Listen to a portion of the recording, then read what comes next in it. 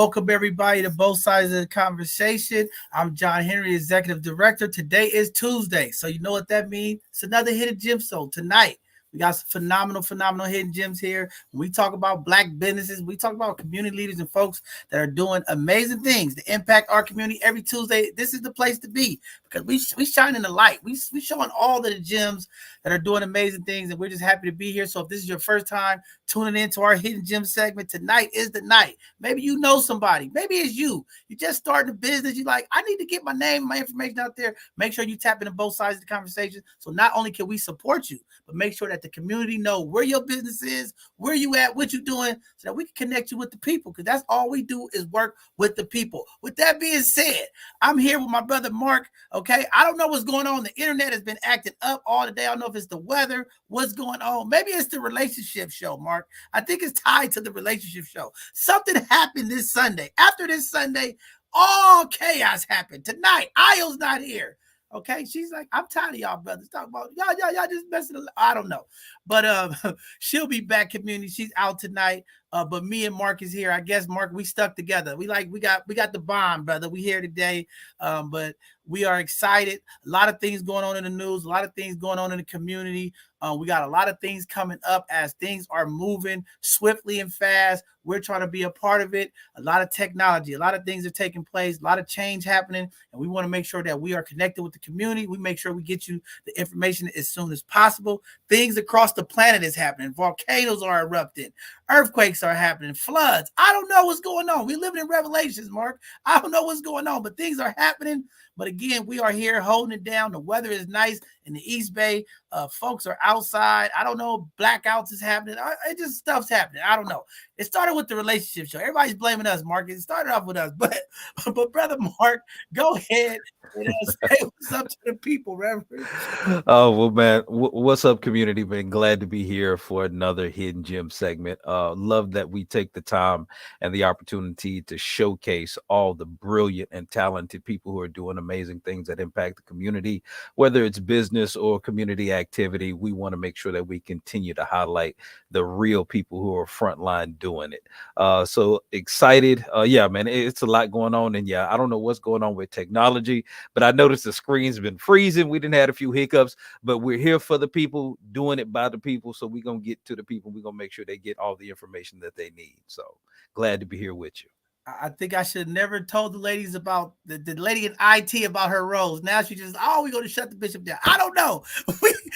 We in trouble now. We got to get it ready, but we are excited because we have some phenomenal upcoming shows this week. This Thursday, we got amazing educational Thursday. My brother Jasper is coming back. This brother is very dope, powerful, all about Black revolution when it comes to money, making sure our community are doing the right things to invest. So looking forward to seeing brother Jasper. And then this Sunday, part 2, we're going into this relationship. We're talking about the commitments, this love thing. When is the relationship? Oh, I don't know. It's going to be powerful. We got a bunch of people calling. We got some old guests that's coming back. John, I want to be in on this. I want to be a part of this conversation.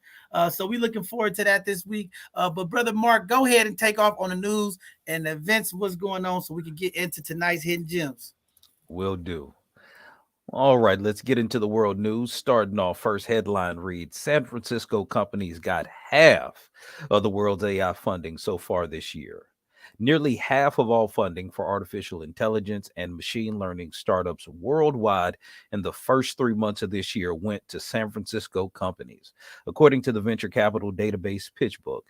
Out of the 22.7 billion that investors put into these companies in the first quarter of 2023, 11.1 billion went to San Francisco-based firms, according to the data. Also in the news, Bay Area Peruvian restaurant chain to pay back nearly $1 million to workers.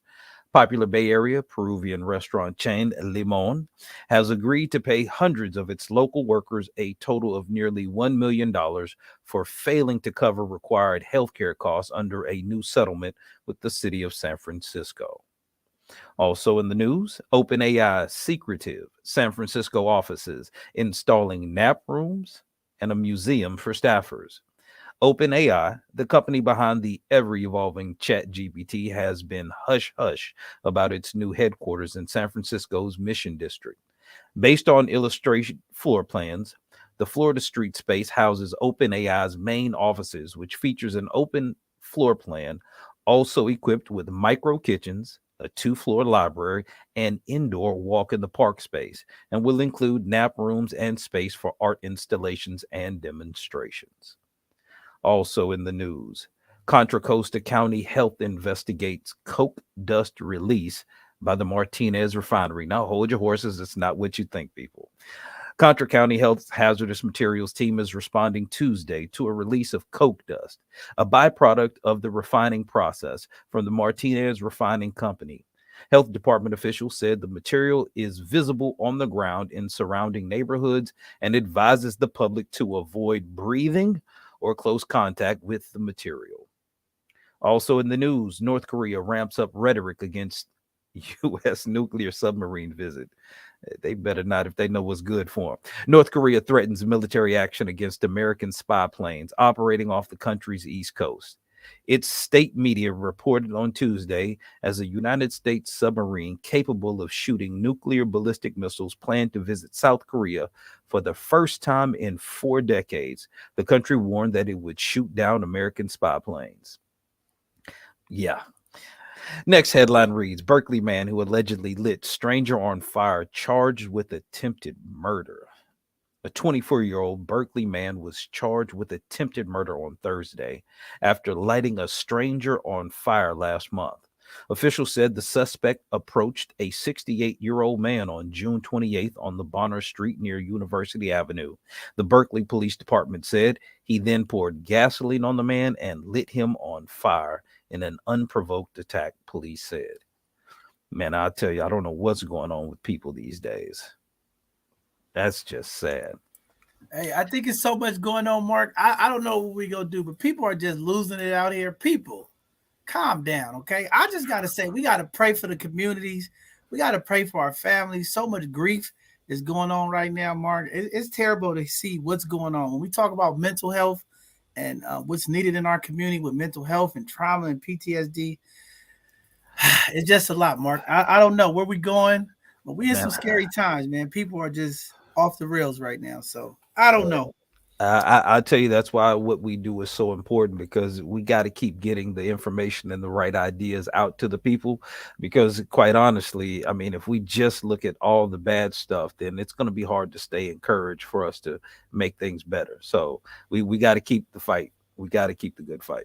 Every time I hear these stories, Mark, I get scared. Especially when we had these relationship conversations. I don't know.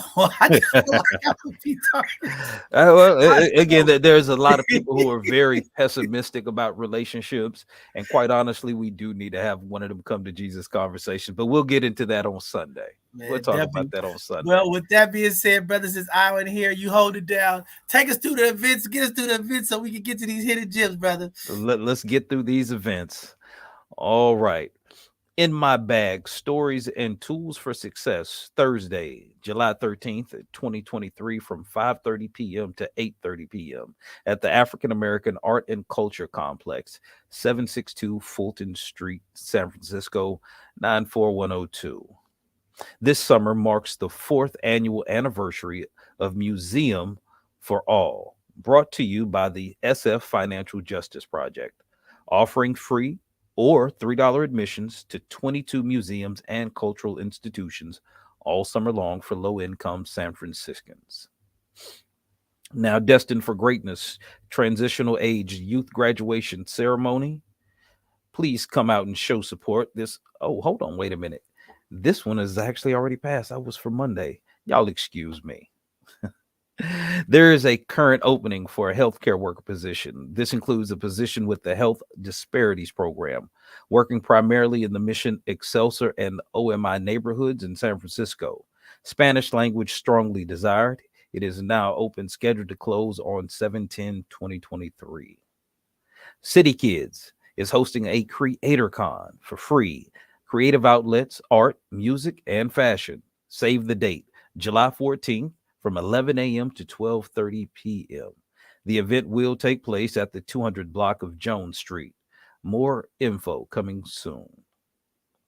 And Sankofa Makers Market Bayview Hunters Point Outdoor Market at India Basin Shoreline Park, Sundays, July 9th and July 16th, 2023, from 11 a.m. to 3 p.m. STEM and Sports Summer Camp will be hosted by the SF Rebels basketball and Duda activities for youth ages 7 to 13, Monday through Friday, 9 a.m. to 5 p.m. Early bird program starting at 7 a.m. or aftercare program ending at 7 p.m. STEM Camp, you can experience one-of-a-kind activities focused on weekly STEM subjects such as robotics, art, science, culinary, coding, along with field trips to local establishments aligned with the subject for the week.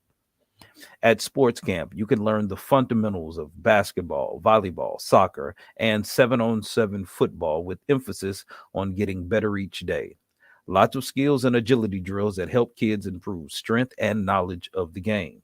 There are 2 sessions left, 7:03 through 7:14 and 7:17 through 7:28.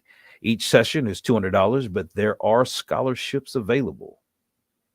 And Youth Speaks is hosting Brave New Voices, the world's best poets in San Francisco this summer only. Youth Speaks International Poetry Slam Festival is back for the first time since 2019. A week of live, life changing in person events. There will be youth writing workshops and performances by artists and activists on July 20th, July Youth, and the 22nd. 3rd Street Friday Night Market. Support Black businesses. Shop local men and women's wear, gift items, music, and fun. Vendors are wanted every Friday in July, starting this Friday, July 7th through July 28th, from 6 p.m. to 10 p.m. at 1700 Yosemite, across from Cafe Envy. And Police Community Partnerships is hosting Bayview National Night Out 2023, Kids Zone, food, resources, fair, and more, August 1st from 5 p.m. to 7 p.m. There will be 2 locations, the Bayview Opera House at 4705 3rd Street and Joseph Lee Rec Center at 1598 Oakdale Avenue. And City College San Francisco Mission Office is offering a free 18-week certificate program with job placement services for office positions in the construction industry. Classes are August through December 2023 at 1125 Valencia Street.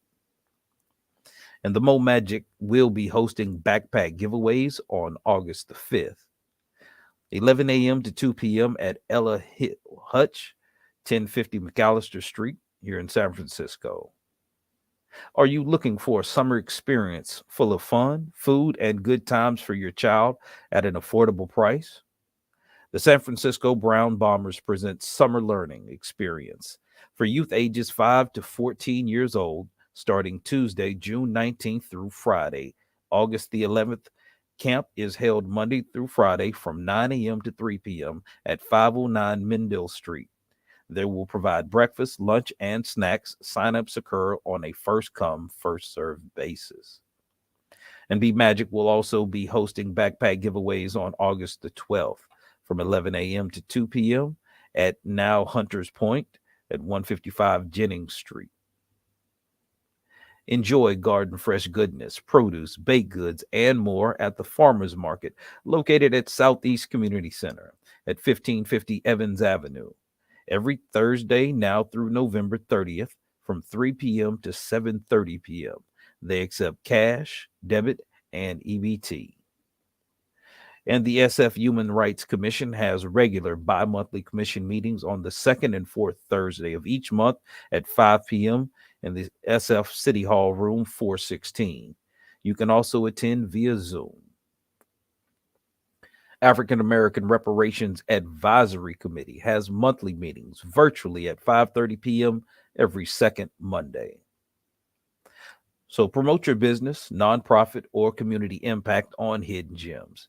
Share your expertise on Educational Thursdays or be a panelist on one of our Sunday conversations. Keep up with both sides of the conversation. Our latest shows, follow us on Facebook, IG, and TikTok. Subscribe to our newsletter. Both sides of the conversation is in search of volunteers if you want to give back to the community. Both sides of the conversation would love your support for our podcast and community engagement. We accept all digital forms of payment. Please visit any of our donation links to support our programming. And also look out for our upcoming shows. We have this Educational Thursday on the 13th at 7 p.m., being intentional about financial planning for your children. And of course, our Sunday conversation coming up on the 16th at 7 p.m. The levels of dating, casual, committed, or intentional. I'm looking forward to that, Bishop. I'm nervous about this Sunday conversation. I don't know what's going on, Mark, but all these ladies, I'm telling you, they've been in my inbox. They are waiting for this conversation. They keep saying the brothers don't want to commit. They don't even want to talk about the other levels of dating. They just want to talk about brothers don't want to commit. So I don't know. Should be a great show this Sunday. Tune in. A lot of fireworks. It's gonna be a lot of things happening. If you missed this past Sunday conversation, go to our YouTube channel. Check it out. It was lit. A lot of folks was calling me. And I was just like, I don't know what to say. I don't know. We'll try to do it better this week. It'll be fun. But with that being said, without further ado, our lovely Hidden Gems been waiting. We got some other folks who should be rolling in, but we're going to start off with the queens. They are here, and we want to go ahead and bring them up to the stage. First, we're going to bring up Miss Lola from the African Apparel Queen. Welcome to both sides of the conversation. Come talk to the people. Tell us about the apparel and all the amazing things you have going on. You gotta unmute yourself. Ta-da. Hello, everyone. My name is Ifa Funke Oladibolu. No one can pronounce it, so I'll pronounce it for you. You can also call me Lola.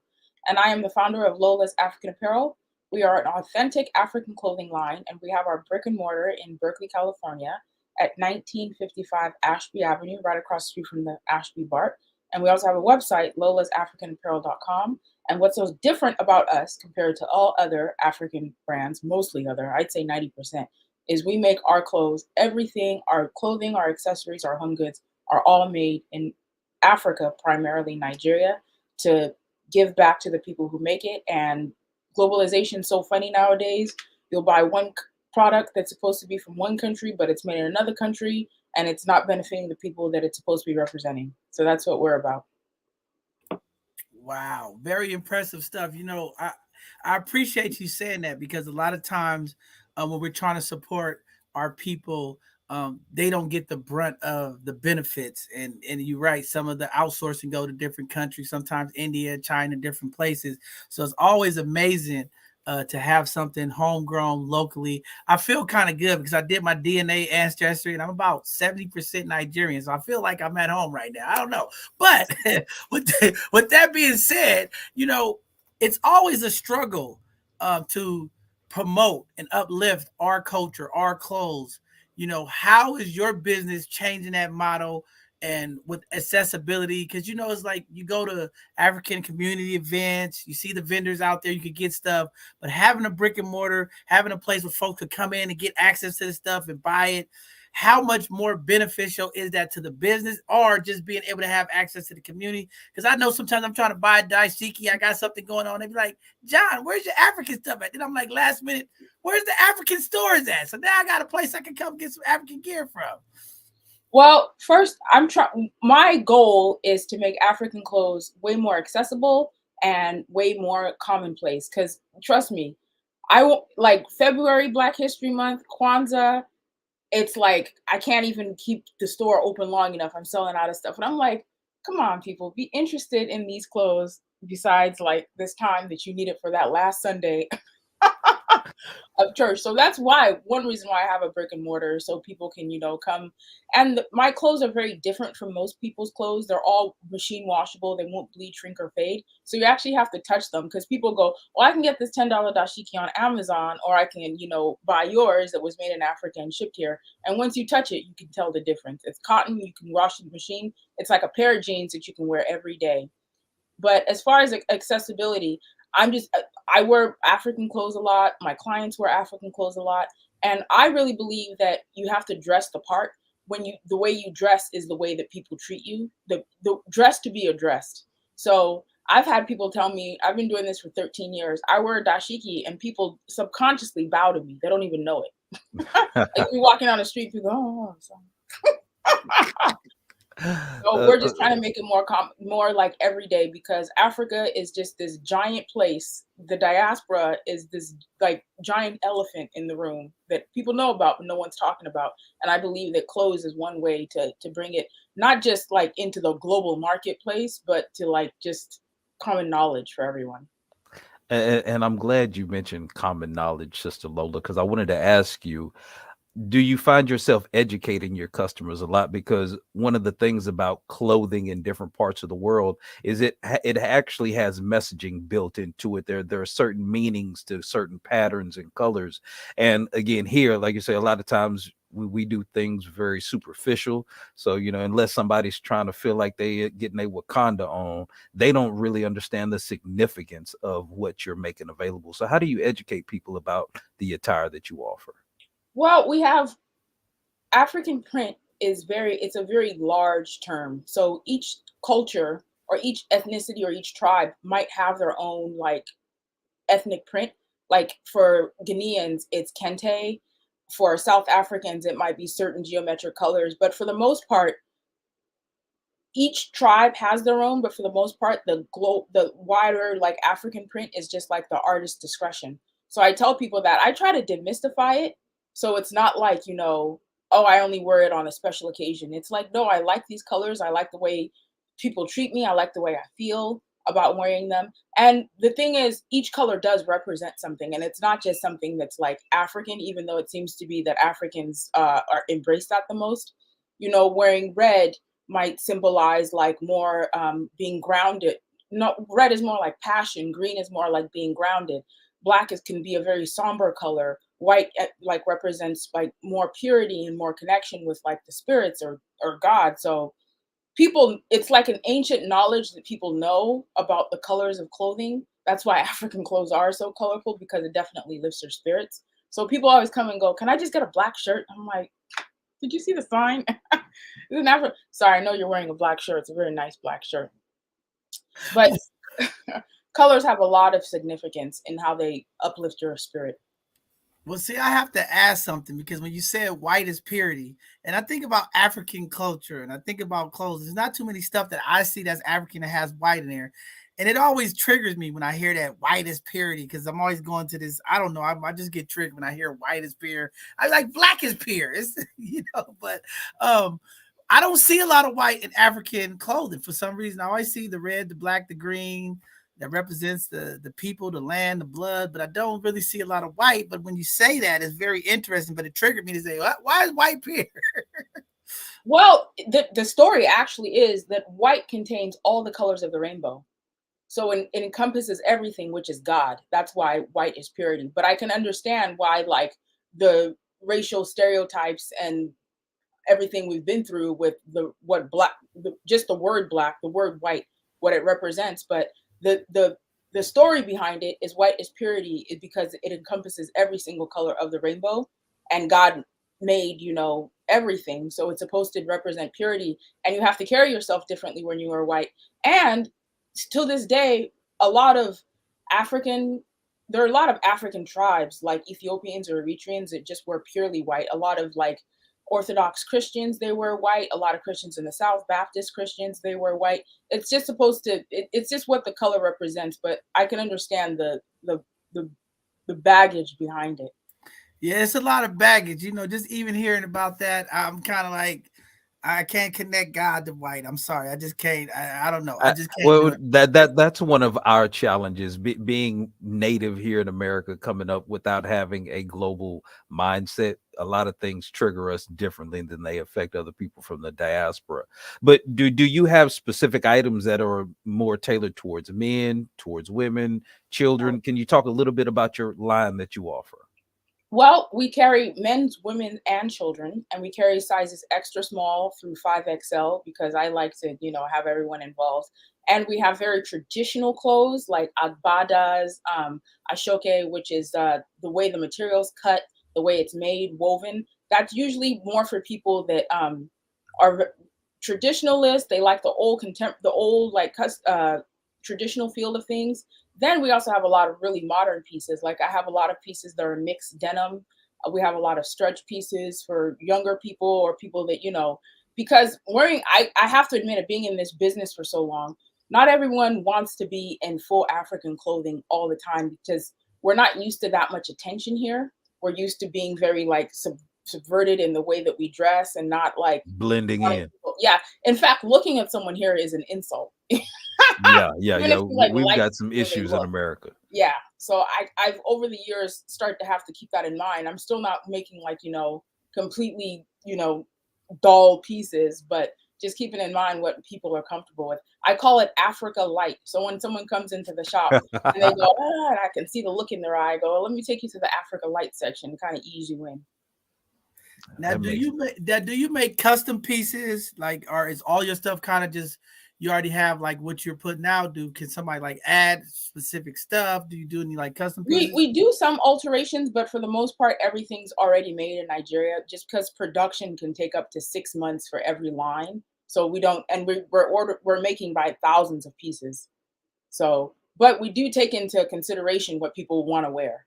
Like if someone says, "Oh, I like this idea," and I think, "Oh, well, other people will like that idea," then I'll incorporate into the next line. So I'm gonna have to come down to the shop and get me and Mark some of those daisikis that make people bow down to us, because I think after this weekend show, we need to wear something so that people can just bow down when they see us and just, You would be surprised. I tell people, you want a husband, a wife, you trying to make some more businesses. Wear this dashiki. The ancestors will bring the power down to you, and people will notice you and want to do what you say. I'm still kind of curious. What about accessories? Because I understand, as somebody who kind of considers himself stepping into young eldership, are there certain accessories or things that maybe somebody who's a little bit more elderly in the community might lean towards as far as attire? Accessories, or would be more like jewelry, and we have women's jewelry, children's jewelry, and men's jewelry. We have like head wraps, we have hats, kufis. But for men, I wish I could show you a picture. We have this really popular suit right now. It's called the senator suit, and it's more of a so it's a Western cut suit.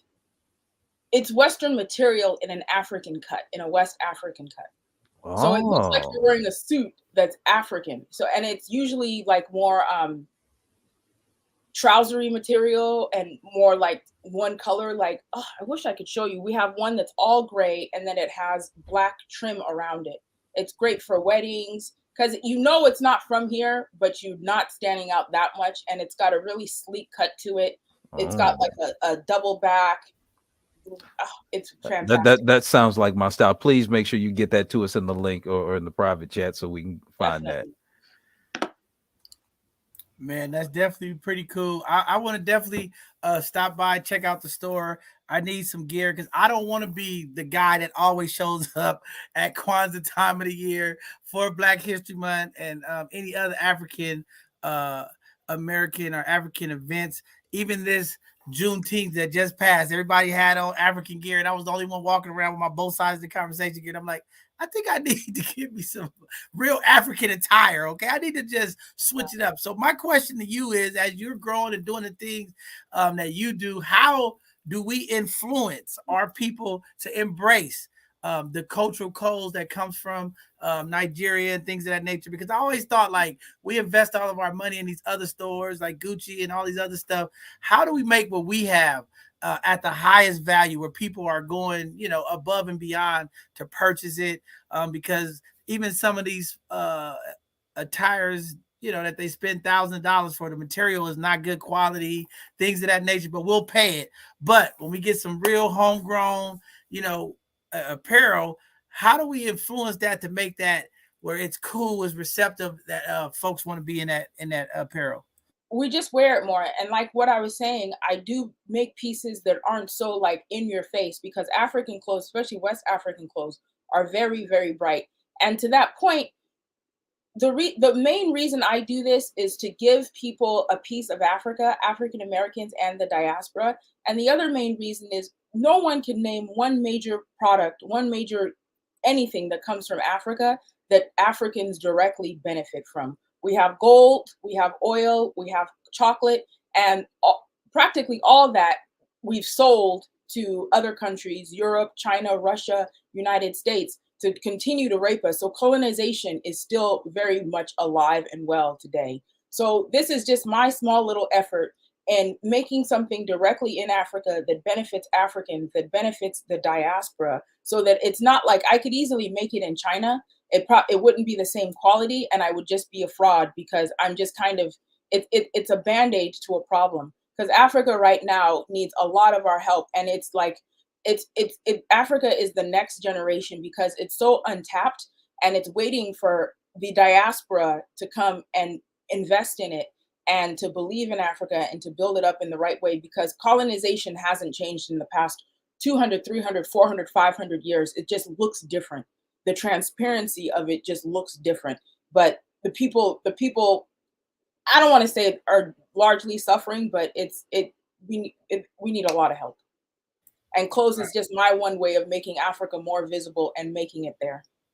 Definitely, we need to invest our money. We always say here at Both Sides Conversation, keeping our money within our Black community, building up the Black ecosystem. So definitely, we're going to come over there and support your business. All the ladies that are upset with us this weekend, we ain't going to buy y'all no Herman bags and no Gucci bags. We're going to get you some African stuff. You're going to walk around and be queens, and maybe y'all can feel the power of the ancestors, and you can be submissive and feminine and all that great stuff. That's what we need. Okay, I'm pledging, fellas, to get these women to understand their femininity and step into their submissiveness.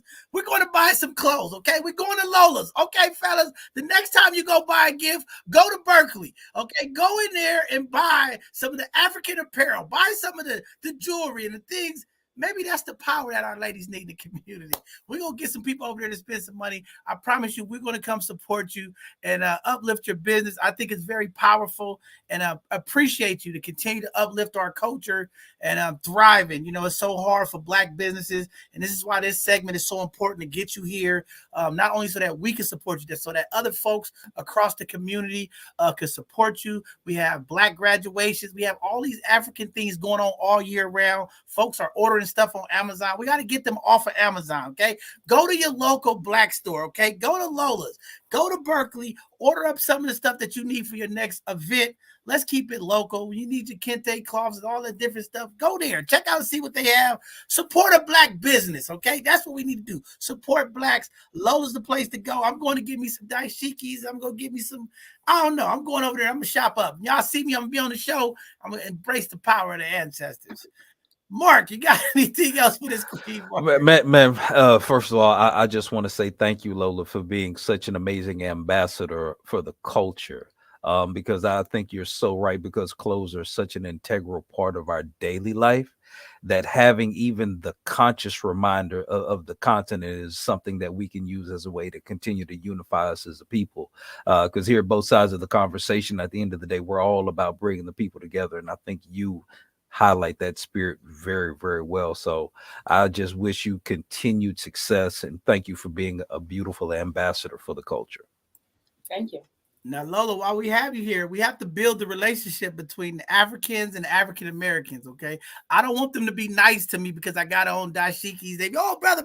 Then when they see me outside of it, they don't say hi, because that's a problem in our community. But that's another conversation that we're going to have. I got some folks in the East Bay that's been trying to reach out to me because they want to build relationship with the African American folks. And, you know, we have to understand that we are one people. But I noticed that sometimes when you got your African stuff on, some of the folks, they, hey brother. But then when you and your both sides of the conversation get, they look at you and they don't even acknowledge you. So we got some work to do. But again, you know, it's very important to have culturally appropriate stores and apparel like yours to continue to uplift our community, so everybody can feel a part of the community. Sometimes the clothing make us feel connected, and I think that's the most important part. How do we wear what we wear to feel connected to each other, to uplift each other in these efforts? So with that being said, before we let you go, I want to give you an opportunity to give any shout outs to any amazing people who support you, maybe it's family, whatever. This is your time. Give some shout outs to people who help you continue to do this 13-year run, and give them some love and give them flowers as well. You know, first and foremost, this is God's idea. I started this business off $1,000 13 years ago, and I made it through the pandemic. I've considered closing down a few times, and something always happens that I'm able to go the next month, pay my staff, pay my rent, all that good stuff. And I'm so grateful. People think because you have an African clothing business that it's like, oh, Africans. 99% of my clientele are African Americans. I'm grateful for them believing in me, supporting me, and promoting me. I believe it was probably Tashelle from San Francisco State University that recommended me here. She's been a great supporter. All her friends support me, my personal life, my family, and I'm just really appreciative and I'm looking forward to seeing where this goes in the future. Man, I'm surprised you said Tashelle. She don't like nobody to call her Tashelle. She's Your Majesty. I know she's watching out there somewhere. The Queen. I don't know if she's American anymore. She's all, you know, she's African now. She's like, don't call me anything American. Okay. We can't even call her by her name. She's like, my name is Your Majesty. Tashelle, thank you for recommending this lovely lady. We'll go out and spend some of our Black dollars to support and uplift this Queen. Queen Lola, thank you for being here. And community, get out there, get to Berkeley, go spend some of your Black dollars, get some of this great Black apparel that we need to uplift our community, and let's make Africa look good on our bodies as we walk through these American streets and keep uplifting the people and our ancestors. Again, Lola, thank you for being here, and we'll make sure that we continue to spread your information. If you have any like sales coming up, or if you have any flyers for events that you're doing, please submit them to our events at BSOTC, and we'll get them out to the community. Go ahead, Queen. Well, this Saturday, the 15th, July 15th, from 12 to 3, we're serving oxtails, jollof rice, and plantain because we have a new product launch. So come by 1955 Ashby Avenue, Berkeley, California. Get you some authentic African food, oxtails too, some stew. It's spicy, and see our new line. Oh, I'm jealous. I am so jealous, Bishop. I can't get out to the Bay this Saturday. Oxtails? Oh. Oxtails. Join our mailing list, lolasafricanapparel.com, so you'll get notification of all our events and sales that we're having. Oh, definitely. If you could put that in the chat, we'll definitely sign up. And then any of your events, that's what we do here at Both Sides of the Conversation. Make sure that those events get out to our community. So if folks are looking for things to do and throughout the Bay Area and beyond, that they could get connected with those events. Amazing stuff.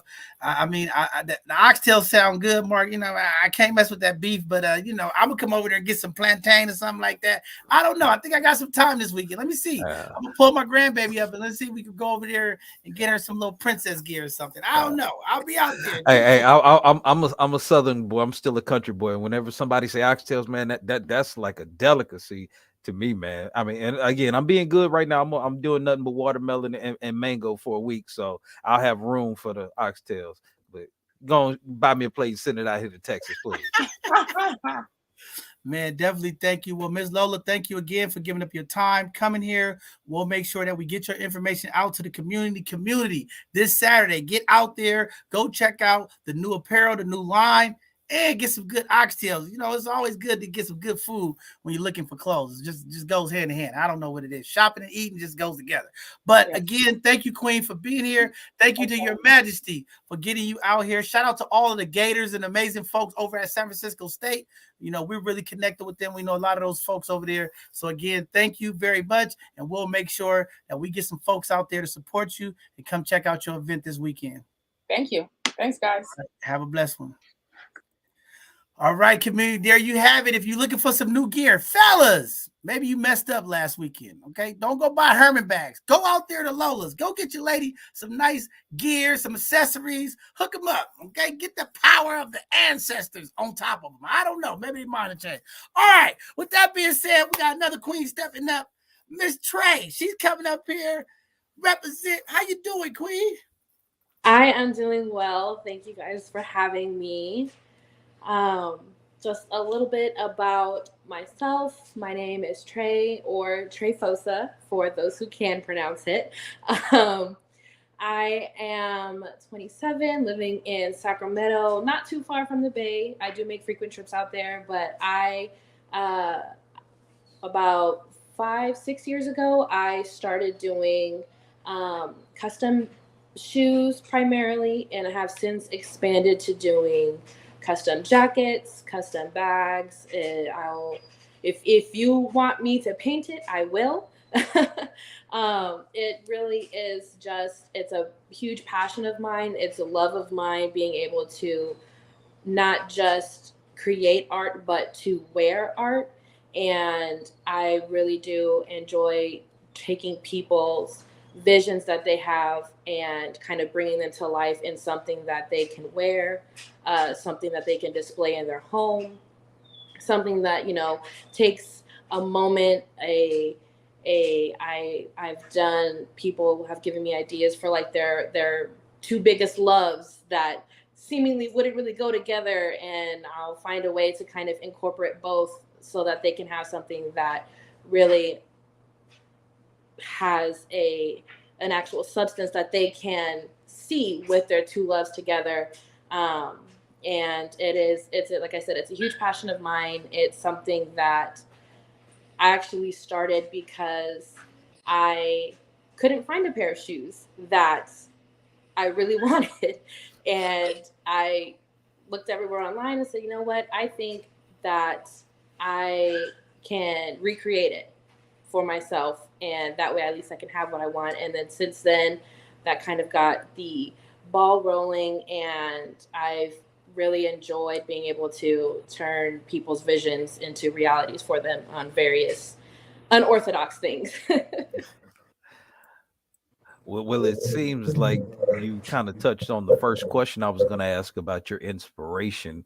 As a creative, do you find it challenging sometimes to find the right uh, idea or the right way to put things together? And how do you normally work through that? Yes, I do. Honestly, it's trial and error. I had one that it was, she was going to school and getting her, I think it was her bachelor's of science. And so she loved astronomy and the stars and all of that. And her other love was playing the piano and making music. And both things by themselves, beautiful. Trying to find a way to incorporate them together was extremely difficult. But I was able to kind of come up with a design that seamlessly incorporated them without it being just, oh, here's some moon and stars and here's some music notes. But it definitely, it's a lot of trial and error. I have a lot of sketchbooks where I will go through and start something, and if it's going the right way, then I will send it on for kind of a review to see if that's what they had in mind when they were thinking of it. And sometimes they've come back and say, you know what, it's almost there. Can you try again? But tweak a little bit. And that's one thing that I've really loved about it, is that they may not be able to really vocalize initially what they want until they see kind of where my mind is going, and then they can start really putting it together and saying, oh, you know what, I see what you did there. I like this little bit, but let's add a little more of something else right around here, and then we'll just kind of bounce ideas back and forth. And it really is a collaboration of minds almost when I'm working with people on their products. Sounds like a real organic process. What do you think, Bishop? Wow, I'm impressed. I was checking out the IG there, because I couldn't get on my Wi-Fi is active. I couldn't get on there earlier, and I see it's all hand painted. But do you do airbrushing too, or it's all kind of just real hard paint base? I do it all. I do airbrushing. I usually will reserve the airbrushing for like shading almost. Because a lot of the details or a lot of the requests that I get are more detailed, that do require that brush with the fine point.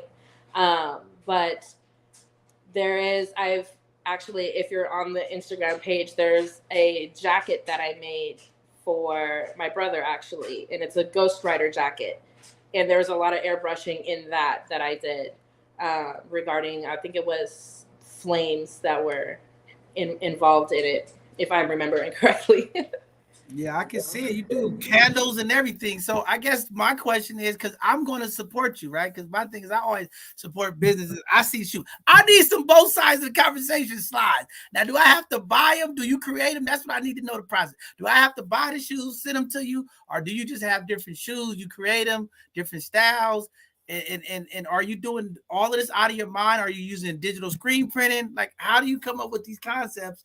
I see a lot of Disney stuff. Are you like print? Like, how does this work? I'm interested. So as of right now, because I'm still starting out, I'm very flexible with how I get the shoes. If you don't have a pair of shoes already that you wanted me to just paint that were clean, you could send them my way. Otherwise, I would purchase the shoes for you, and then you and I would just kind of go back and forth working on the design. I can absolutely make you some slides. It would just be, if we wanted to use your exact logo, I can hand paint that on. I can airbrush it on.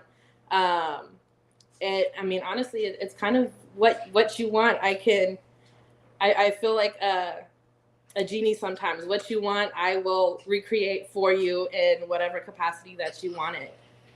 Now, when it comes to the shoes, do it have to be special shoes? Do they have to be leather? Can you do wool shoes? Can you do patent leather shoes? Can you do what is there restrictions on what type?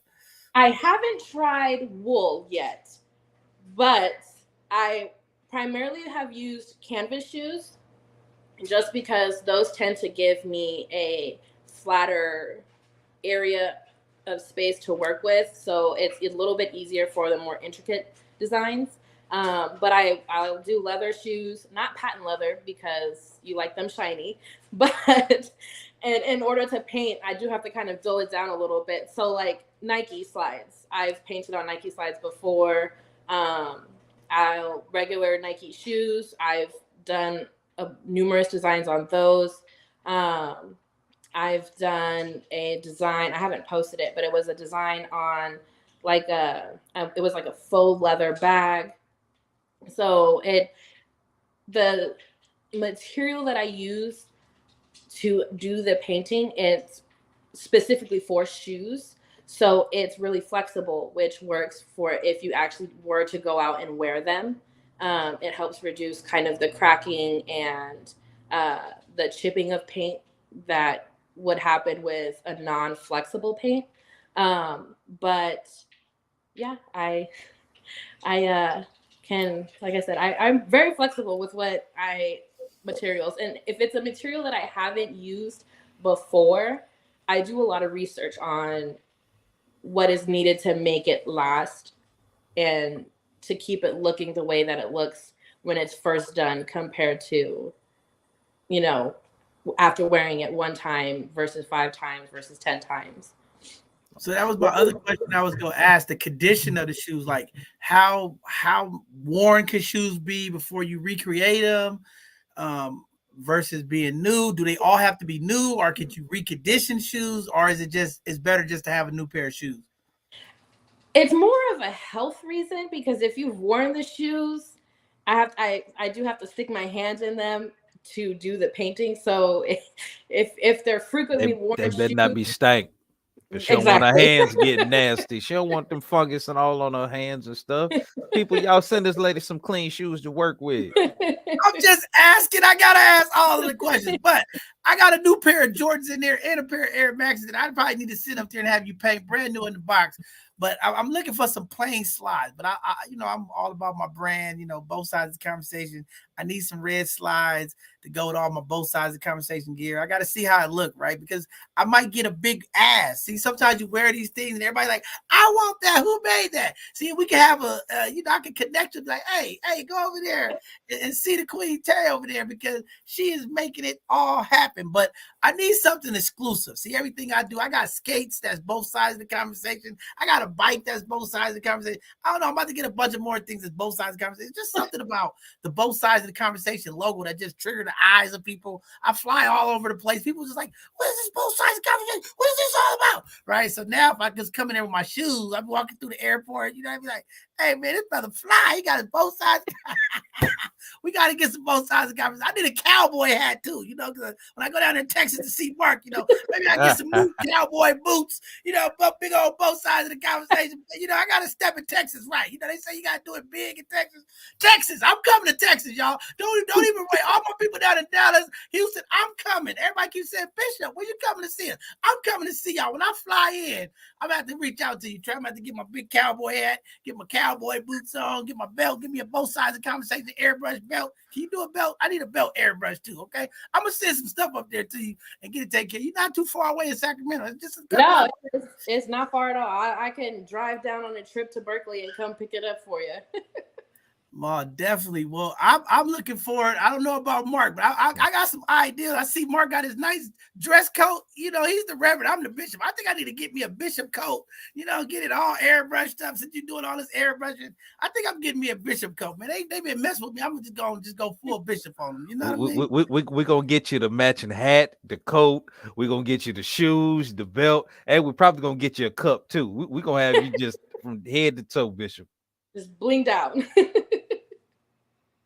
I No, already got the Bishop Cup up here. Y'all see the Bishop Cup? You see what it say? The Bishop right there. Okay, I got to get the other stuff. I just got to get all taken care of because I think it's time, for me to just go on ahead and just, cut up a little bit. I'm a Leo too, so we real clean. Leos, we got to be all organized, color coordinated. Yes. That's just how we move. But I'm gonna be reaching out to you. I think I got some ideas now. Now I'm going nuts. But I think I got to get all my stuff together, put together, and I'm ready to do that. So. We will be reaching out to you. But Mark, anything else? This is some cool stuff, though. Community, go check out our Instagram right now. It is some amazing artwork. The minds of the people. This is why I say the great minds of the people could do amazing things. Some beautiful work that you're doing there. I got to come support you. I'll be up there, community, and I'll come show the community. Look at this amazing work. And then everybody be calling, I got to get me something for my organization. That's how it works. Everybody following the Bishop. You know what I mean? So I'm just going to lead right. Just go ahead, mess with you, and come on, get my shoes right. Get my shoe game right. I'm just curious, Trey. Like I say, when you first got interested and decided you wanted to do this, who were some of the mentors or some of the people who were doing it that you kind of looked up to that really gave you that moment to say, you know what, I can do it too? It's funny. My family has been a huge factor in being really big supporters and just encouraging me. My aunt, shout out to Auntie Kim. She is, and it sounds, my mom knows I love her, but she's probably number one fan as far as my work goes. She will text me literally randomly throughout the week and the day, be like, oh, hey, by the way, I'm sending people your way for some shoes or for some paintings. She's really been a huge supporter and a huge encourager, and it has been really big about making sure that not only do I put myself out there and let people know that I have this talent and that this is something that you want, but she's also been making sure that I know that I am not discounting my worth in doing so, just trying to get my name out there, making sure that, you're being fair to yourself as well. So she's been a huge supporter, a huge mentor.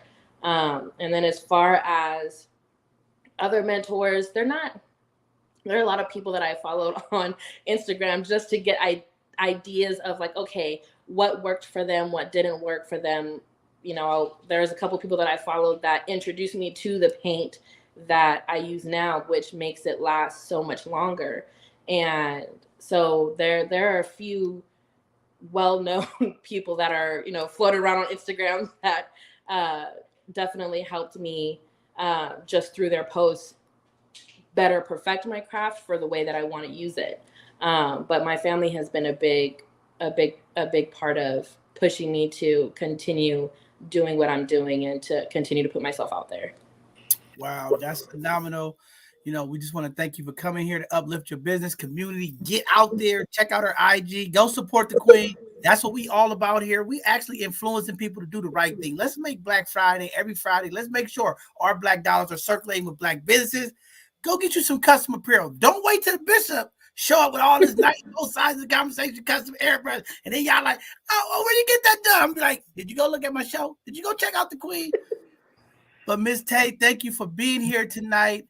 We're going to support you. You'll be getting a call from my team, my folks up there in Sacramento. I'll have Ivan reach out since he know Papa. Hey, man, make sure my stuff is happening. We'll send up the shoes up there to get you on.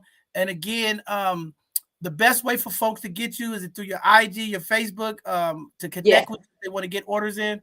Yes. All right, community. Check out her Instagram. Check out I just followed her.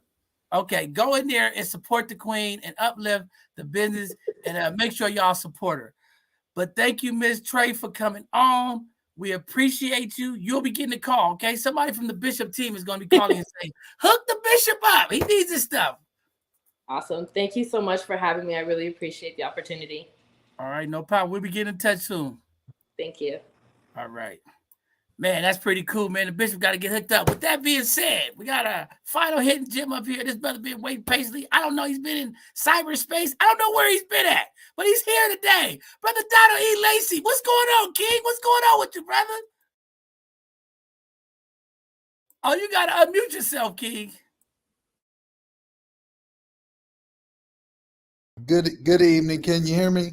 Oh, we can hear you now, brother. I Man, heard you you was know on you another planet, man. Were you was in another man, you planet know trying to you get too old when you've been in the waiting room since 6 o'clock and all I had to click on was enter the studio. So I'm in the record books for both sides of the conversation. I don't think nobody gonna take that record down. Okay. Well, I'm glad you're Whoa. here. I know you got to get out of here, but while you're here, King, talk about your organization and the stuff that you're doing. You're doing some phenomenal stuff that I think community needs to hear about. Also, we would like to, figure out how we can help support and uplift what you're doing, and that's why you're here today as a hidden gem. But go ahead, talk to the people who you are, what you got going on, King. Yeah, well, again, my apologies, man. I was wondering where they at.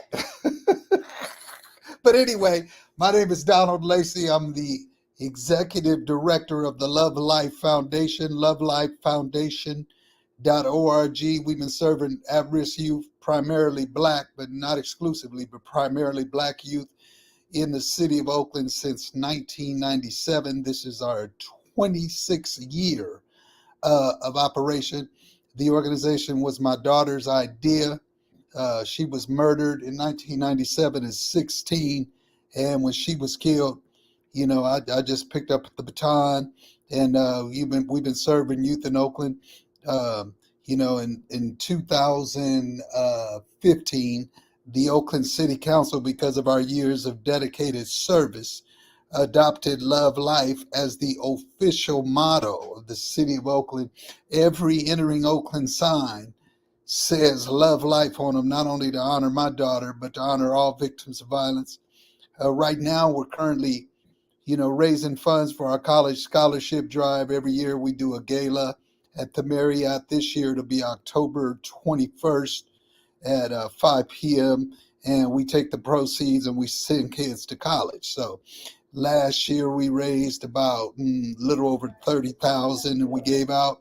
And this year we're trying to double that plus. We're trying to get 75,000. And we got a couple of kids. One kid is at Humboldt.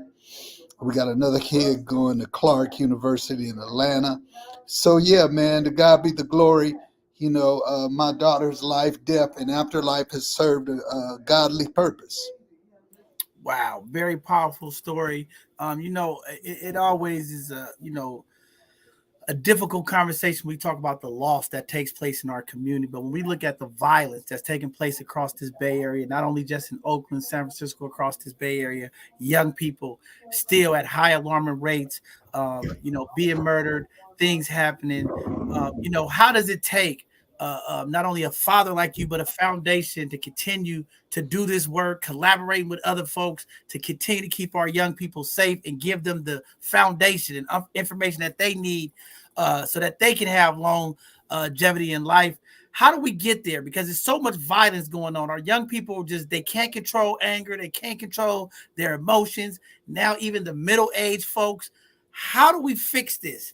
From your perspective, a lot of years of service, what you see, what is the need? We know money is a need. We know resources is needed. But what do you see that we really need to impact our young people? Well, that's a great question. And let me just be brutally honest. I wish I knew. But what I will say is someone who grew up in Oakland in the 60s and 70s when Oakland was the best Black city on the planet Earth. I always tell the youngsters I serve, I said, man, I wish I could take y'all in a time machine and show you the Oakland I grew up in, right? There were Black businesses from Lake Mary to the San Leandro border. You had a sense of accountability to your community. You know what I mean? My mama used to give out ass whooping coupons in the neighborhood. Anybody, if he act a fool, girl, tear him up, send him home.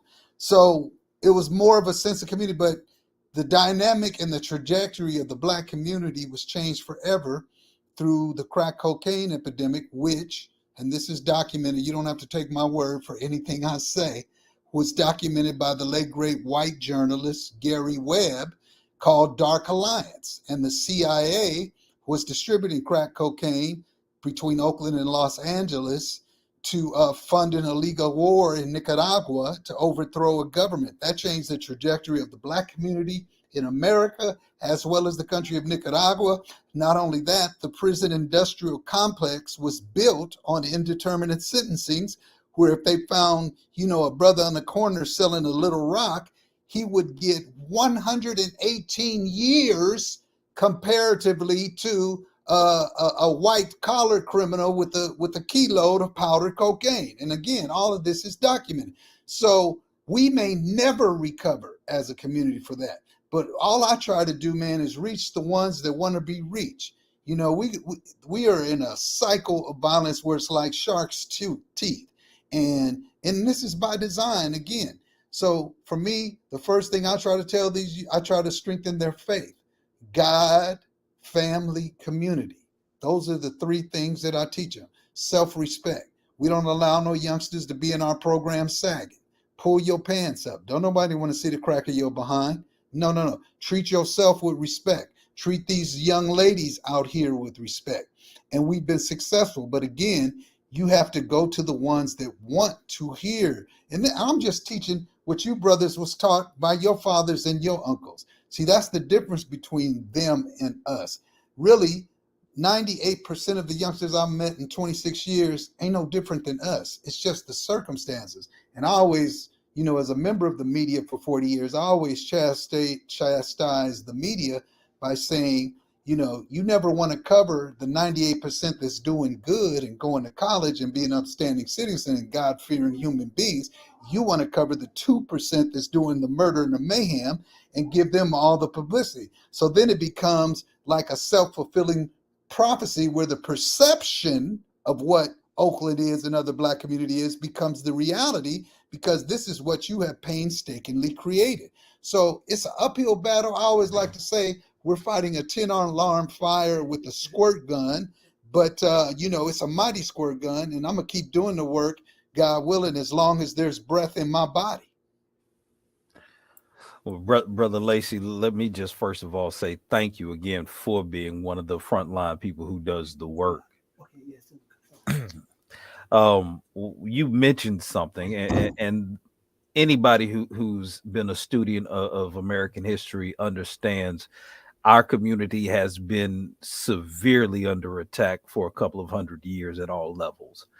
And I would say probably from just before my time, I'm a product of the 70s, but from the 60s, there was a moral code. There was something that even under all the oppression, even with the lack of resources, we still had a moral compass and a spiritual ethos that as a community held us together. That has been subverted over the last 50 years. And again, I know it almost seems overwhelming, but what do the small victories look like that you do see where we can start tapping back into that moral code and moral compass again in our community? Well, you hit the nail on the head. And it's funny, in Black Men Bible Study, which I invite both of you brothers to, brother to brother, it's a Bible study group, and a lot of the men in there are older than me. And we were just talking about, can morality be taught, right? And that's the thing, again, not to beat a dead horse, so to speak, but see, that's why this crack cocaine was, you know, straight from the devil's dinner table, because it's such an addictive, insidious substance. I will never forget this. I was doing a play in 1985 about crack cocaine addiction. And I was doing my research, and I came across this article. There was a Black woman that they found near Lake Merritt.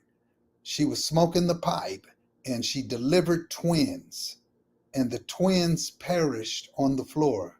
God help us. Now, the most strongest instinct in nature, not just human beings, in nature, is for a mother to protect its offspring.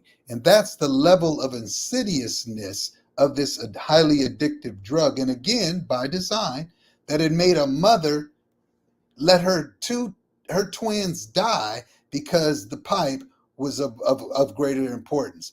So when you're dealing with something like that, morals is you're right on the money. Morals is at the compass. And that's again why we go back to the tenements. And you know, there's a thing of religious separation of church and state, and we're not necessarily promoting religion, so to speak, but we're promoting the spirituality, the higher self, the higher ideals, the Egyptian mystery system, right? All the greatness that we as Black people come from. That's what we teach these youngsters, because a lot of them have no knowledge of self. when you really understand who you are, then you will behave differently in the world. So that's what we try to do, is give them a truer knowledge of their self, their rich history, the rich shoulders of the ancestors that we stand on, the John Lewises, the Fred Shuttleworths, the Marcus Garveys, and on, some of these people on my hoodie. And once they understand that, it's in their subconscious, right? It's in their DNA. They just have to be reminded of how great they are. And I guarantee you, once you do that, they act accordingly. So that's the victories we try to take, is to just teach them who they really are and not who they think they are. Wow. I know you got to get out of here, but I got to ask you one question, brother, because I got a couple more minutes, man. This is more important. They gonna wait for me. I'm going on last. I'm honored tonight, and I'm gonna tell you a couple of reasons why. Because I was able to accept my award the same night that you accept that award. For me, that was huge, and it was a number of other pillars of our community. Yes, sir. And you embraced me, and you was a man of your word. So I got to give you. And I told Marcus I'll come on and all that. I got to get over there, but there's a problem in our community with the elders and the young brothers. And I want to ask you, because you are a pillar of the community, you are one of the founding elders of the community, doing a lot of amazing community activist work and just all the things that you embodied. But we have a problem with the elders in the community passing the torch to the young brothers. How do we fix that? How do we get our elders to understand that passing the torch is not giving up the power, but it's helping build the young brothers in the community? Because I'm going to tell you what's happening in our community all across this country. These elders, these ego-driven, power-driven brothers are going to the graveyard with all of the information, all of the knowledge, and we're not moving our community forward because of ego. Where other cultures, they're teaching their young people their civic duty, how to get involved, and they're preparing them and giving them the tools to uplift the next generation. But these brothers that I'm talking about, some of them in the pulpit, some of them in the community hill, some of them in City Hall, they don't want to give up the power. They don't want to teach the young brothers. How do we fix that, King? Man, y'all is killing it right now. And that's always been a bone of contention with me. You know what I mean? And it was done to me, let alone the youngsters who the two generations under me. It was like, hey, you know, like feeling threatened, like, hey, you trying to, and I wish I knew the answer. But I'm the exact opposite. If any youngster want to listen to me, if any youngster, my whole thing is to serve, man. I'm not here. I ain't going to take none of this with me. You know, I'm not rich financially, but I'm rich in experience and a wealth of knowledge. I've had the pleasure to sit elbow to elbow and be at her house with people like Dr. Angela Davis, Dr. Ray Richardson, rest in peace, Wade Nobles, who's still with us, and learn why it's important that I just got back from Ghana earlier this year, and this Ghanaian brother reminded me. He walked up to me and he introduced us, and the first thing he said is, "How are the children?" He didn't ask me how I was. He said, "How are the children, brother?" And I said, "Man, my children are doing good." He said, "You know, it's more important that because you can tell the health of us as a community if the children are well. If the children aren't well, then we have failed." And I even go to these youngsters when I go to the jails and I go to talk to them. The first thing I do is apologize. I say, my generation, I wasn't never hooked on crack, but almost everybody I know, or not everybody, but a lot of people I know went out like that. I said, we dropped the ball. My father, one of the greatest black men I ever met, he would have never fell for that okie doke. We dropped the baton. My father and my grandfather, man, them some of the realest, cold-bloodedest, strong black men you will ever meet. And that's who I was. And my uncle, who I just talked to for a couple of hours yesterday, I hadn't talked to him. I said, but my generation, we the ones that went for the okie doke. And I apologize on behalf of my generation. So for me, it's all about not only nurturing these youngsters, but linking them up with cats like me, cats who are younger than me, who really have their best interests at heart. And that's the thing about these youngsters, man. They'll know in 2 seconds if you real or you fake, right? They don't want to hear no BS. They want the truth, no uncut, no chaser. And I tell them straight up. And I also, you know, I be telling older people, like, I was with somebody who was at years ago when we first started, and I saw some cats on the corner shooting dice or whatever, and I recognized one of them from my daughter's neighborhood, right? This was after she passed. And I got out the car. I stopped the car and he go, hey man, where you going? I said, hey man, I'm gonna go talk to this. Hey bruh, man, I said, hey bruh, what you scared of? You can't be scared of our youngsters. And I went over there with love and respect. And I said, hey man, I pulled him to the side. I said, hey, bruh, come on, man. You this ain't gonna this is cool, but what you gonna do, bruh? This ain't how you gonna feed your children. He had kids. He had one young kid at the time. You know what I mean? And when I got back in the car, he said, man, in words, you crazy. I said, no, I ain't. I'm doing what I'm supposed to do. So I look at it totally different, man. But I pray for the cats my age and even the older generation, really. They got to come up off of that, man. Wow. Very powerful stuff, Brother Lacy. Just want to give you your flowers tonight. This is our Hidden Gem segment. It's to highlight folks. We know you're not hidden, but tonight is our Hidden Gem. We want the community to know who you are, what you're doing. And we want to work and support the work that you're doing and uplift all of the amazing things. That's why we put you here, so you're not hidden to some of the other folks that might not be connected to your work. Please check out his foundation. Look at some of the work that's going on. We appreciate you being here tonight. It is an honor for me to be in the same pleasure. space. I got much love and respect for you, brothers, man. Keep doing what you're doing. The word I'm getting, man, this is making a bigger impact. I don't even know if you realize that's the word that just came to me. The impact y'all is making by doing stuff like this. So whatever I can do. And again, I'm in the Ripley's, believe it or not. I sat in the waiting room since 6 o'clock like a fool. So anyway, y'all gotta forgive me on that, man. But God bless y'all. Thank y'all for having me. Whatever I can do to support y'all, man. I'm here, and I want to have you both on the radio show at some time. Definitely. I already told Marcus I'll get my executive assistant to set it up. Thank you. I know you got to get out of here for another interview, but we appreciate you, and we'll stay God bless y'all. Much love and respect, and thank the work. Salute. Peace and blessings. One love. One love. Salute to you, brother. Man, that's powerful, man. The legendary Donald Lacy. We got him, man. We thought he was on another planet, but he made it into both sides of the conversation. Mark, I got to put this question up there. Go ahead. Every time I talk, people in the community want to come to me. Bishop, you always. Let me answer. Is this Mohud? I don't know what her name is. I don't know. Is it Mohud? I don't know. I'm going to say this. Why is passing the torch equivalent to giving up power? Now, I have a reverend here. He's ordained. I'm not ordained, okay? But I understand something. When you talk about passing the torch, why is it equated to power? Because anytime you're in the center of leadership, there's power that comes with leadership. When people will follow you, when people will listen to you, when people believe in you, if you're behind the pulpit and people are willing to give up their hard-working money to support you, that's power. So whenever you relinquish an information, when you got things that others don't have, that equates to power. So whenever we talk about passing the torch, giving up the power, most men, that leadership is tied to power and ego. But a lot of the brothers is tied to ego and not power. Just want to put that out there. Queen Mohud, I hope that answered your question. If you want to follow up, please reach out to the bishop. We'll have a longer conversation. I'll tell you all of the folks.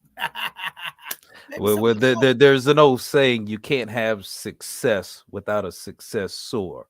And I think one of the things that Brother Lacy hit on and is near and dear to my heart, our kids, our children, when we see what they're going through, the acting out, the violence and all that, at the end of the day, we do have to take responsibility, and we do owe them a big apology because those are our children. Nobody's coming to save our kids. If we don't get our act together and humble ourselves to bridge the gap between them and show them how much we love them and how much we need to atone for, then we're going to have blood on our hands for sending another generation down the wrong path. And so, man, I just want to salute Brother Lacy again. Thank you for doing the work, and we need more brothers like him. We don't need those to be hidden gems. They need to be out front and celebrated. Man, definitely. But we always want to uplift the people, Mark, and I'm glad you put that in that way. I mean, and this is why I do this work. And everything he said resonated with me because every time I go to these violence rallies, these gun violent rallies, all of the young people that there, the young brothers, the young babies, the elementary kids, the middle school kids, I always apologize to them. Go back and look at some of my videos in the community when I speak. When they ask the bishop to speak, I always turn to the young people. And I say, I apologize to you young people because it's us elders who are failing you every day because we're not demonstrating leadership to you. We're not equipping you with the tools that you need. It's our fault. The parents in the community organizers, the community leaders, the elected officials, we are not teaching our young people the right way. So we have to take accountability. They only learn from us. Okay, I get passionate about this because I understand what's going on in our community. Don't ask me a question if you're not willing to get an answer because I'm in the streets. I'm in the jails with these young people. I'm in the community when the shootings happen. Yeah, sometimes it's my family. I get impacted as well. So I don't play about this stuff. And I understand some of the elders in the community that hold our community back. I know some of these elders in the community that's poverty pimping our community. I know some of these people, some of these deacons, some of these leaders who are dividing our community with their rhetoric, with their self-hate. Yeah, I know these people. So don't tell me I'm imagining. I don't understand. I understand. That's the problem. I overstand. You all are still trying to understand. I understand what's going on. Don't question the bishop. I know what's going on. I told you all I'm a future folk. I'm not looking at historic stuff. I don't want to know about the history anymore. I'm talking about the future. Did y'all hear market opening? $22 billion invested in AI. How many weeks have I been telling y'all, community? Let's stop worrying about slavery and the historic part. And let's start looking at the future. Where are we going? Look at the times we are living in. If we don't adapt our community to AI, technology, robotics, where will we be in the next 20 years? Yeah, community, that's the bishop speaking. Vision is tied to leadership. The power is in the leadership. When people follow, that's power. You don't have to listen to the bishop. You don't have to like the bishop. I see things that you don't see. That's why God chose me, not you. Don't get mad now. All right. With that being said, the real reverend is here. If you don't want to listen to the bishop, talk to the voice. Talk to the real reverend. He's been in the pulpit. He did all of the educational sermons and learned all of that stuff. Yeah, that's the real reverend right there. I'm the community bishop. I'm for the people. I'm walking side by side with the people you don't want to walk with. I'm in the community with the shooters and the polluters. I'm out there with them. Where are you at? Before you question the bishop, come walk with the bishop. That's all I got to say. Don't talk about it, be about it. Come walk with me. Come take a mile in my shoes. See what I see. And then you tell me what's the problem in the community. Brother Mark, we got to get out of here. Yes, Bishop, man. Thank you again for your spirit. The vision you've had for both sides of the conversation has been amazing, especially on a night like tonight with Hidden Gems. Just to start off with the opportunity to get in touch with our roots and our heritage through clothing. Definitely want to salute the sister for being such an impactful part of the culture and keeping us connected. And I know we're going to celebrate and support her by getting some of them African slides and all that stuff. You're gonna get hooked up, so we're gonna have the bishop looking good.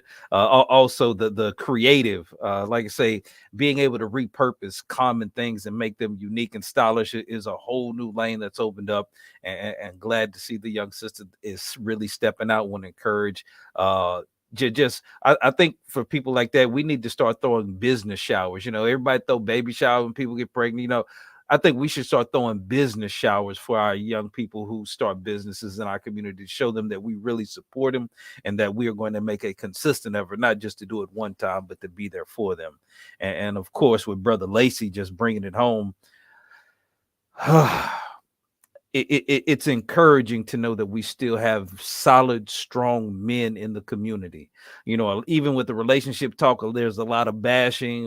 We hear women say they don't need men, but at the end of the day, we have to stand on our post. We got to stand on our square. The community needs us. Even if they won't admit it, we need good, strong, solid men who are going to be here for the community, especially when it comes to nurturing our children and giving them an example. So shout out to Brother Lacey. It's been another fantastic Hidden Gems. I think we've put some people on the platform and given some duly deserved shine. Man, very important stuff, Mark. I'm gonna take it a step further because I know this relationship is coming up, and I gotta always start the fire. But I think we should start a business, Mark. Instead of DoorDash, we just call it Friend Dash. Ladies, they don't want to listen. They don't want to learn. They're going to be independent. Maybe we just create something called Friend Dash, okay? You just deal with your friends when you want to deal with them. We're not going to get into the relationship level. We're just going to start something up. Me and you, Mark, we're going to sit down. We're going to figure this out. Friend Dash is coming from both sides of the conversation. You just hit a button, call up and say, hey, I need a 6-foot brother. You need a 5'9" sister. I don't know. We just go Friend Dash people, okay? Just Dun, get dun, what you dun. want.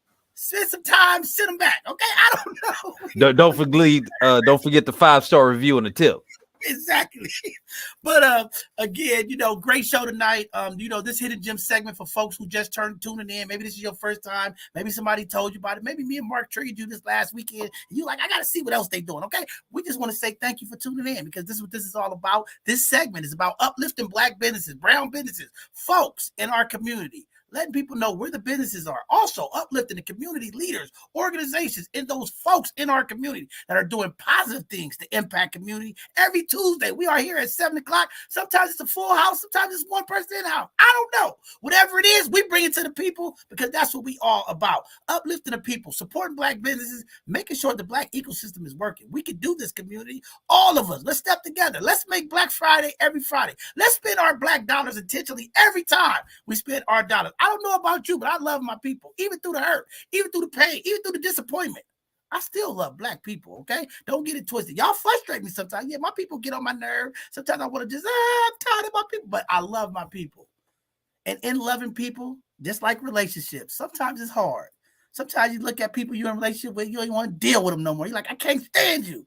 But because I love you, I tolerate you. I don't know where I'm going with this, but I got to leave it alone. With that being said, I got to get out of here because my team is telling me I got to get off the air because I'm taking up too much time and people are throwing things at me. They don't want to hear from the bitch. I don't know, but I will give the benediction so we can get out of here. With that being said, community, thank you for tuning in tonight. This was another great Hidden Gem segment. This segment, again, lifts up our community. What will we do without the Hidden Gems who come on here?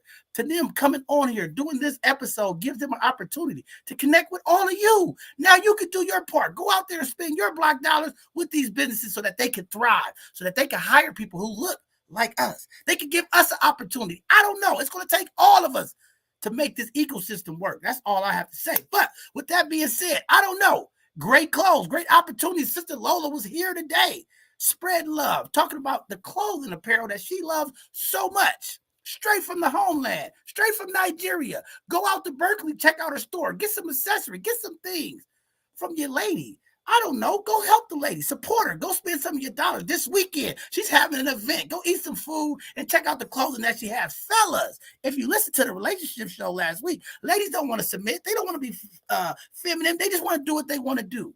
You heard what Lola said. Come buy some of the African gear. Come get in tune with the ancestors. Fellas, maybe if you buy a necklace from Nigeria, maybe if you buy a daishiki, I don't know. Maybe if you buy her an African purse, maybe she might feel the power of the ancestors who came before her. Maybe wearing the African apparel, she might become more feminine. She might become more submissive. I don't know. All I know is something great in the motherland. There is something that is there whenever it comes from the natural origin. It's coming straight from the people. This is not an Amazon quick ship. This is not coming from another country. It's straight from the motherland. There's something about the roots. There's something about the essence when things are born and gravitated from the origin. I don't know. Maybe this is what the sisters need. Maybe they need some anklets. Maybe they need some waist beads. I don't know what they need, community, but go out there and support the queen business because, again, we just might get some women who understand because the power of the ancestors will be all over them. With that being said, Sister Trey was here. She's doing some phenomenal things, community. She's doing painting and airbrushing. She's taking clothing to another level. She's creating her own way. She's creating a pathway to be a new designer. Don't go out there and spend all your money with Gucci and Prada. Check out Trey Custom. Make something that you need. Go out there and put your logo, your business, your ideal, your graphical mind.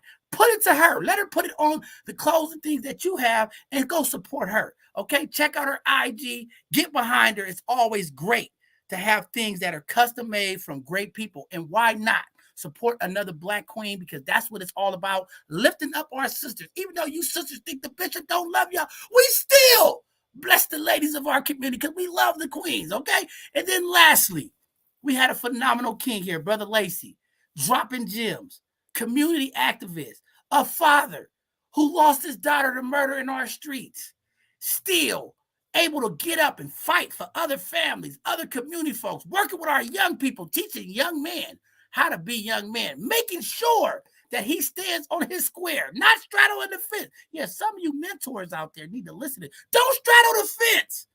Pick a side. Either you the mentor or you not. Either you in the streets or you in there with the young people teaching. I don't know, but Brother Lacey gets it. See, we talking about morals. We talking about values. We talking about spiritual. All of that is all what it takes to change the narrative. Continue to work with the people, whatever it takes for our young people to get what they need. We have to be there. The fathers of the community, for all of you ladies who believe I can raise a man and I can do this. And look at my son, he went to college, but he's still hurt inside because he's missing that male pride. He's missing that male leadership. He's missing some of the things that you like. Why is he like this? Because he's missing that. Be open. Allow the man of the community. If you can't deal with the fight, let the man of the community be involved so that we can build the next generation. I like what he said. He said, when he talked to the person from Ghana, he said, not how you doing, how are the children doing? I think that was powerful because if you look at our children in America, across this country, no matter what city, what state, our young people are not doing well. So that's to say, our parenting, our fathers, our community, we are failing our community youth. We have to do better. The next time somebody asks you how you doing, ask them how the children are doing. That's all that matters. We're going to continue to keep doing our work here to uplift the community. I am the bishop. I am on a mission.